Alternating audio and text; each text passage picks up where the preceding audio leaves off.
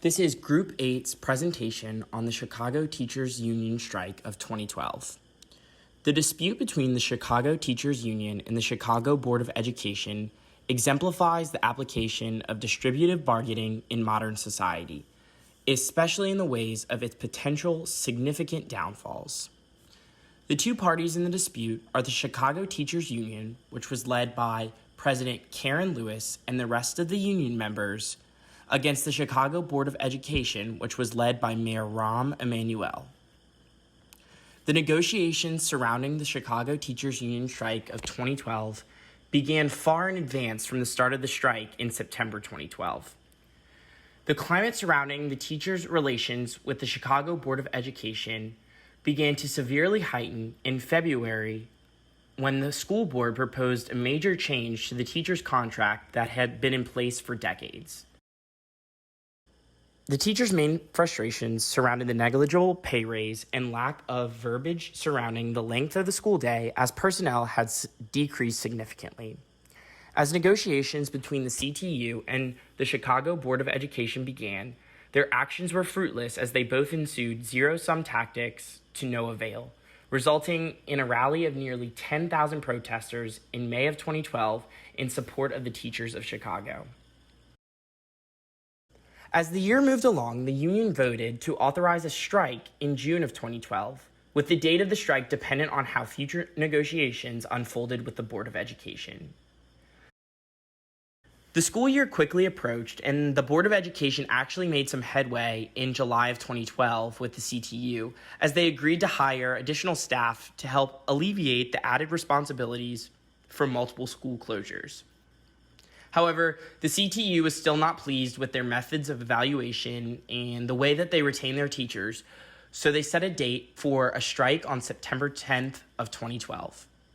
The school year then began, and no notable progress in negotiations were made, which forced the CTU to shut down the Chicago public school system and begin their strike. So the CTU, Chicago Teachers Union, has been negotiating with Chicago School Board for over 9 months now before the strike had actually prompted. This is actually the first time a teacher strike has happened in over 25 years in the city of Chicago. Their strike was led by their president, Karen Lewis. Alongside her, Jesse Starkey, who is the vice president. So Jesse Starkey, from the very beginning, made it very clear that the union was not after monetary gains, but rather they were after education progression, education quality, and job security.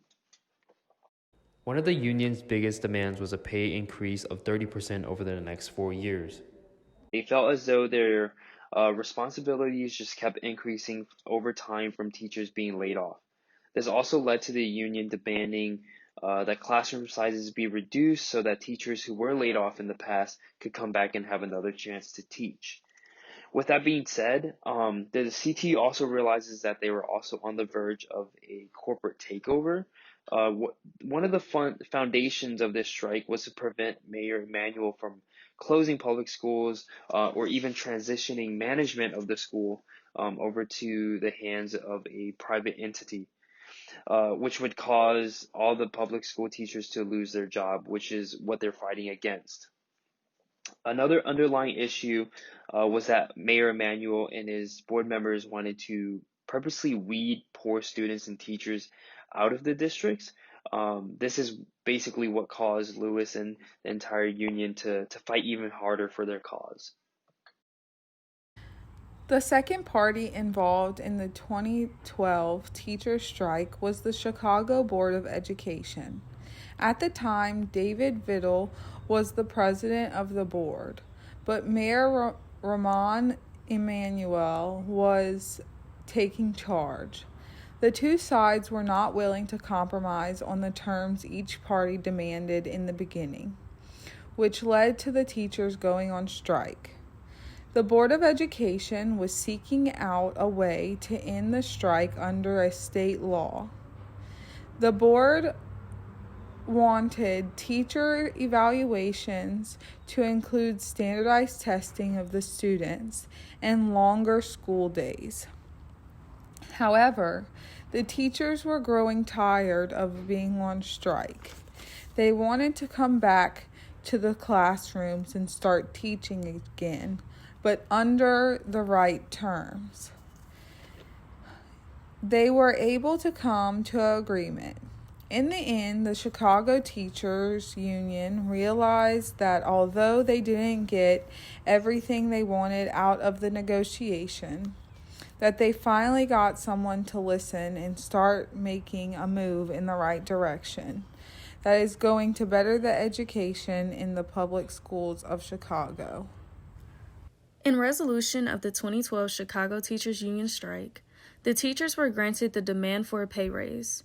Their health care insurance plans remained the same, and protection was provided for additional education. As a result of the strike, the Chicago Teachers Union sparked the national debate for education reform. The terms, which appeared to provide some victories for both sides, would give annual raises to teachers, lengthen the school day, and allow teachers to be evaluated by student test scores. Counting student test scores in teacher evaluations was a provision that concerned the union, but that process would be phased in gradually and include a way to appeal contested evaluations. By the third year of the contract, student scores would constitute 30% of a teacher's evaluation. Mayor Emanuel walked away with a teacher evaluation system and other changes that he says will make educators more accountable. In a system that had one of the shortest school days in the country, school would last 7 hours for elementary school students, as Mr. Emanuel had pushed for, instead of less than 6.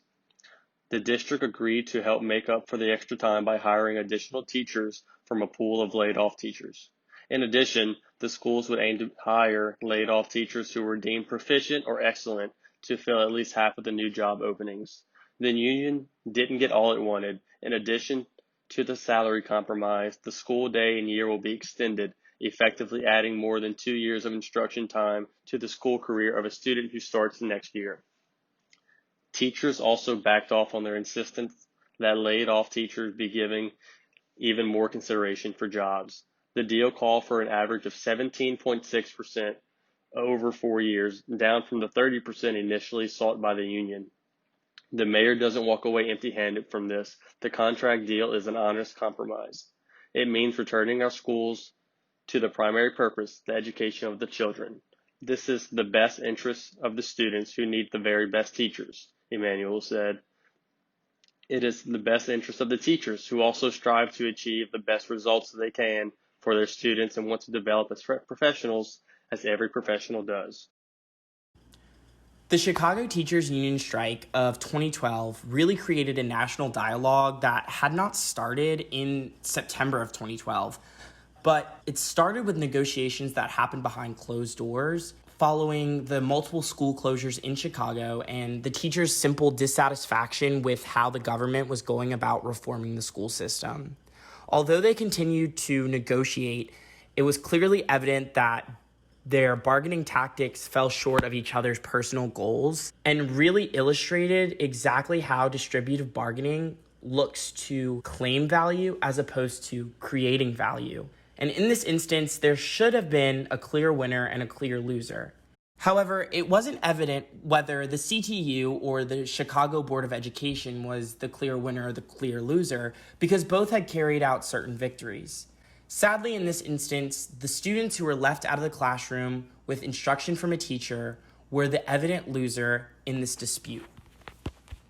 In addition, the difficult nature of resolution of this dispute proves that distributive bargaining can somewhat be ineffective when the stakes are extremely high. Also, the teachers could arguably have been negotiating on a matter of principle as they felt as though they should be treated better than they were, which caused the negotiations to carry on for months, ultimately resulting in the strike. With mounting pressures on a national scale, the Chicago Board of Education was forced to make certain concessions in order to come to an agreement with the CTU. However, the teachers' union was also forced to make some major concessions in order to get schools reopened and students back into the classroom, which was ultimately the main goal of both parties involved in the dispute. At the very least, the Chicago Teachers Union and the Board of Education were able to resolve some unsettled feelings between each other in order to return to normal life for the time being.